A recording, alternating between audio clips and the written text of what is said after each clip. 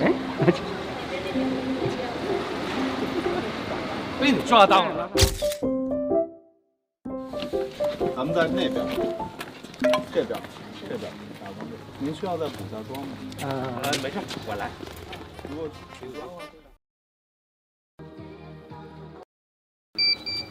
特别棒，哎，OK，角度错一点，老师来，来，哎，OK，有的，哇，太棒了，再来。非常好，再来，能不能多说2次帅？我会比较有信心。 OK，来，特别好，帅，太棒了，谢谢啊，哇， 3、2、1，走。很好，追你。再来，挺好，再来，哇，再来。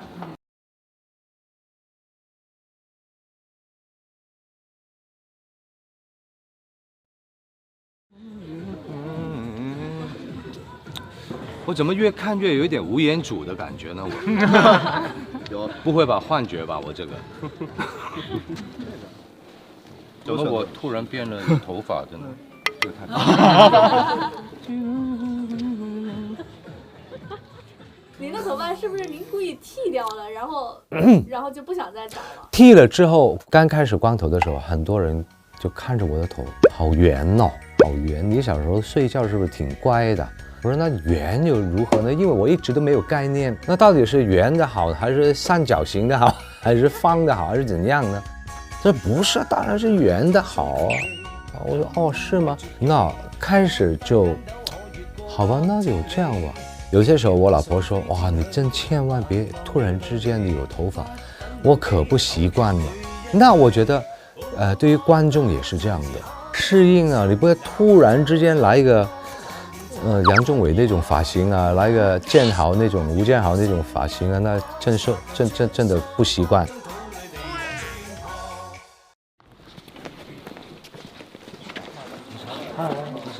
Hello， 你好，韩语，你好，跳街舞的。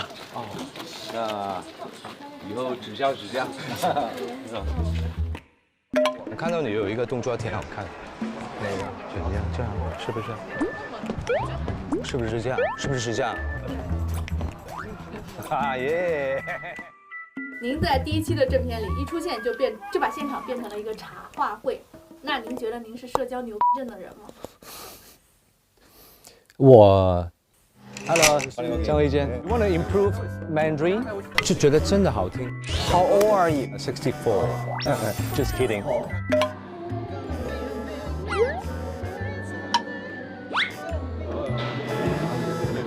哎，不好意思。应该严格来讲算是，因为在家里呢都是我老婆讲话，憋疯了，好不容易可以离开家，一出家门我就到处找人讲话。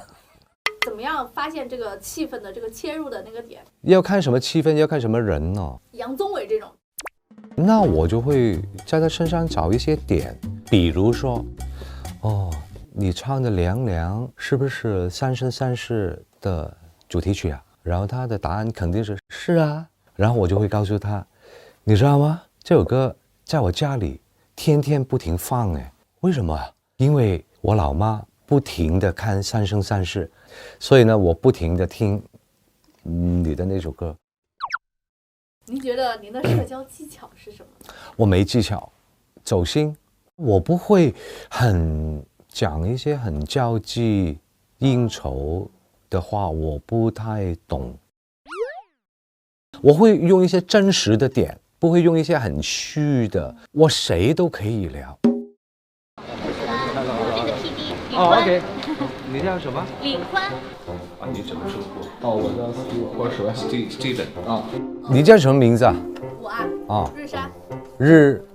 瑞山啊。各位优酷的网友们，你们好，我是张卫健，今天我要接受瑞山的访问。我捧你。谢谢。表演加油。好，谢谢。好，谢谢。我也可以去。 OK， 谢谢。一起吧。对，大家一起拍一个吧。谢谢。这边。我一直都觉得，在每一个人身上，不管他是什么身份、什么背景，一个老师，一个售货员，一个可能艺术家，每一个人他肯定都有他身上的亮光点的，学都学不完。所以呢，我很喜欢跟不同的人聊天。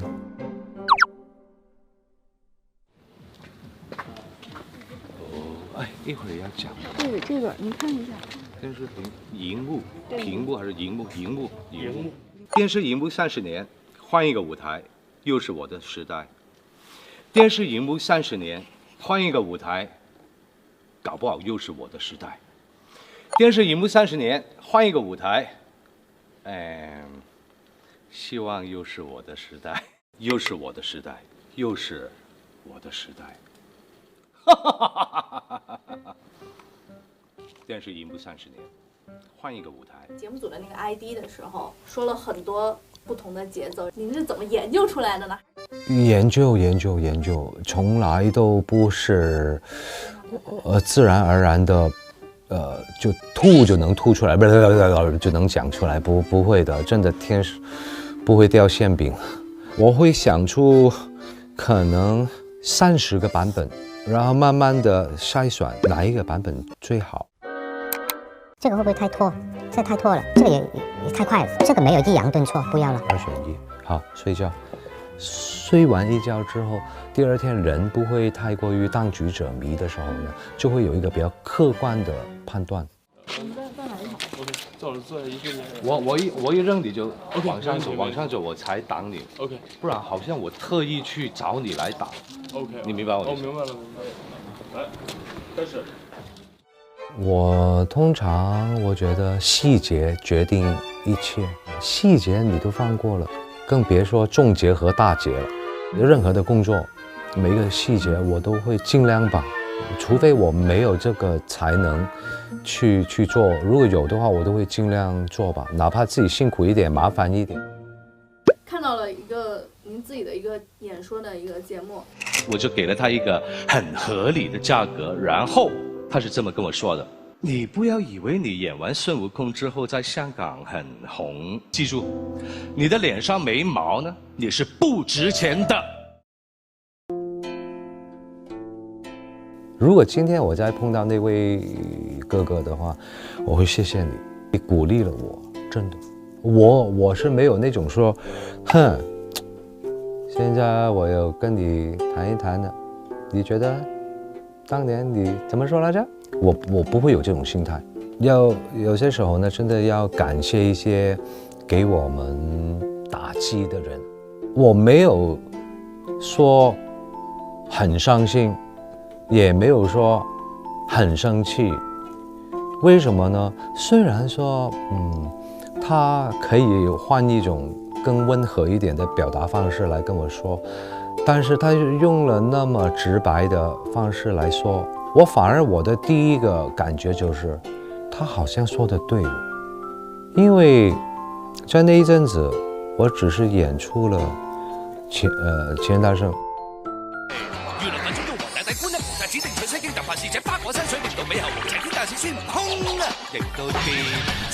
你别说我，他真有可能说的对哦，所以继续啊，继续加油，继续用力，不然的话，到最后真的会正如他所说的，你后面都没有其他角色了。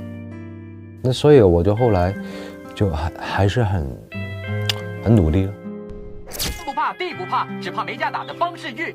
然后才会有方世玉、机灵小不懂、张三丰、聚宝盆等等等等了。你在哪里跌倒了，就要在哪里爬起来。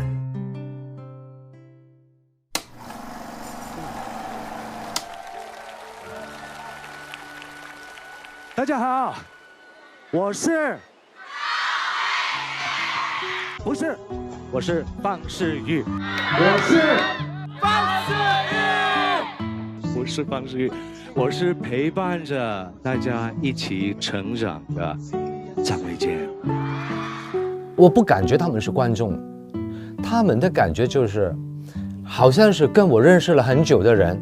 我很幸运，我很刻苦去营造出来的作品真的得到观众的喜欢，然后隔了很多年之后，他们还记得，我觉得这个是我最宝贵的保障。当我真的有一天，别说演不动了，唱不动了，可能连走都走不动的时候，我坐着轮椅晒着太阳，看着天空，发呆，是发呆是不发呆的想的时候，你有作品让在观众的生命当中留下一些的注记，那我觉得这个太棒了，这个感觉。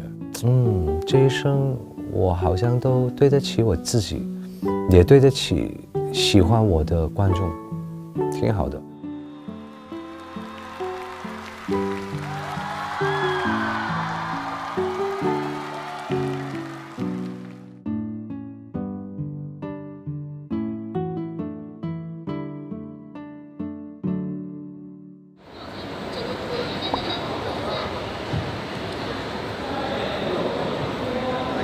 比较亮的那种感觉，隔着一层纱看就是比较好，比较好看。好，好，我不出来。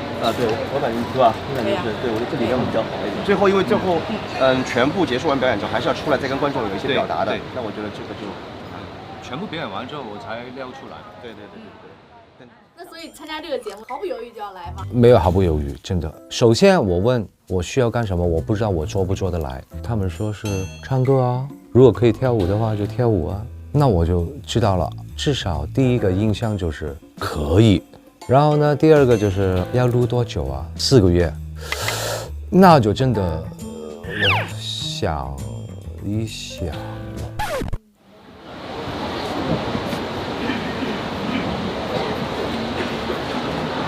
我现在准备上场了，现在后台慢慢排一下，台顶，后面是摄影师。准备上去了。这些年上了年纪还是怎样，不太想离开家太久。很多时候我都要分配平衡，妈妈在香港，太太在北京。如果我再分身很多个月，我到底能不能方方面面我都能照顾得好呢？母亲年纪也大了。我觉得我不能永远的抱着一个想法，就是拍完戏工作完回去，他肯定就在家里了，不是的。老婆也好，老妈也好，家人也好，最重要的就是陪伴。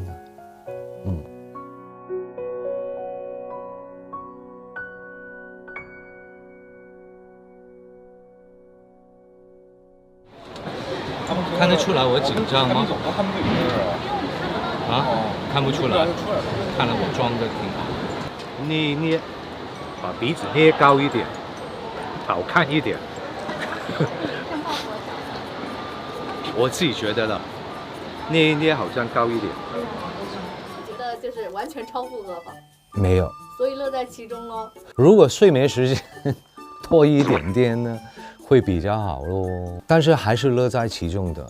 我习惯了一种想法，就是既成事实的事，合不合你的心意的时候呢，我会调试到自己的心态去喜欢这件事，爱上它，我才会把它唱得好。舞台也一样，有哪一些地方不是你的菜的时候，你也爱它，这样子咯。可以了是吧？好，那我们好，辛苦老师，辛苦老师。OK 啊，我觉得挺开心的。这个舞台做得很好，挺开心的。好，OK， 好了。那您曾经的作品当中，有哪些是不是你的菜，但是你让自己找到了喜欢它的点，然后爱上它？有2首歌是2个极端。首先第一首歌呢，身体健康。我一收到这首歌的曲跟词，我就说这首歌我一定要，千万不要改，原创已经太好了。我们要想的就是如何去把那么好的音符、歌词配上很好的编曲，把整个气氛烘托出来吧。另外有一首歌呢，第一次的时候就跟唱片公司说，我不是说不好，但是呢，我想做另外一种的音乐，不是雅俗共赏的，哪怕是曲高和寡的。唱片公司一听，一把冷汗。那你是要做一个艺术家，还是要做一个艺人呢？先搞清楚哦。如果做一个艺术家的话，我们是不是要把你当梵高来看待呢？这么直白的吗？这个意思呢？然后他说很难的 ，Dicky， 不如听我们一次好不好？好吧，我也是一个肯听意见的人，还好我听了人家意见选了这首，不然的话呢，以后都不会有这首《真真假假》了。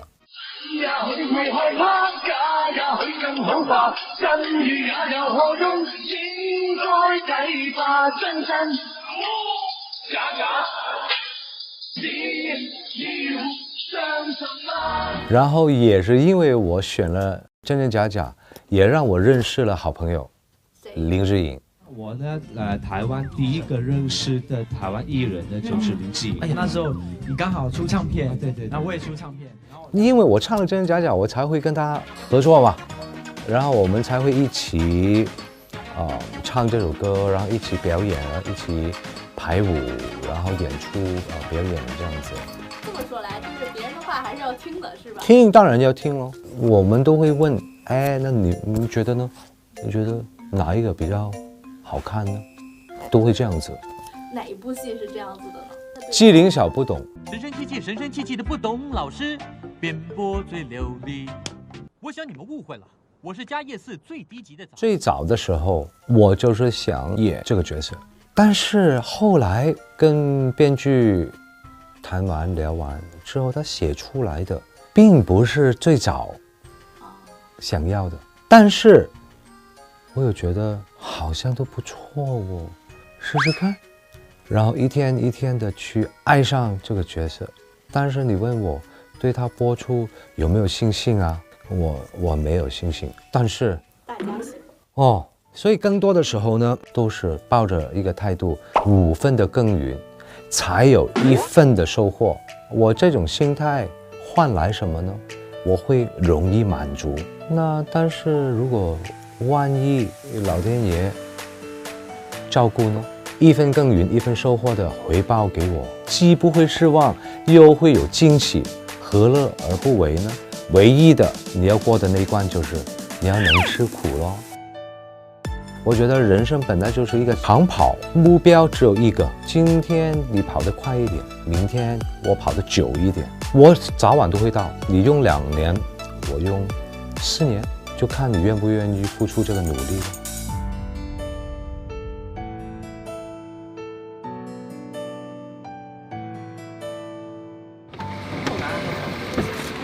你过去吗？辛苦啊，辛苦。你会过去吗？我不过去啊。你不过去了？对对对。你可以休息了哈。